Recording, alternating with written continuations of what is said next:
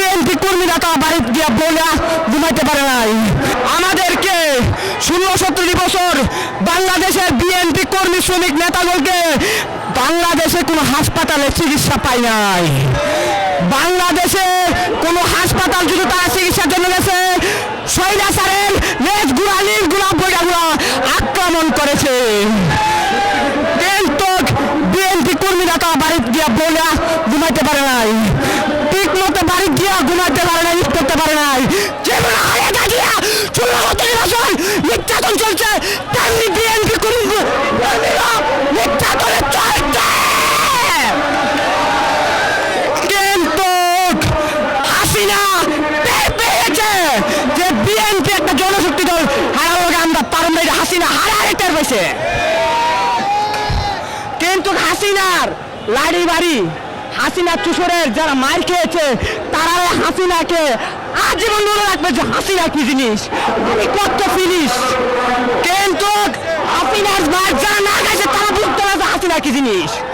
সেই হাসিনা বিএনপিকে কিছু করতে পারে নাই। বিএনপি জনশক্তি দল না, মনে রাখতে হবে। আর বিএনপিকে যারা বিচ্ছিন্ন করতে আসবে তারাই বিচ্ছিন্ন হয়ে যাবে। তার কারণ কি, বিএনপি একটা জনশক্তি দল, যে আদর্শ আলাদা, যে আদর্শ বিএনপির মধ্যে আছে, তাই বিএনপিকে কেউ জমায় রাখতে পারবে না।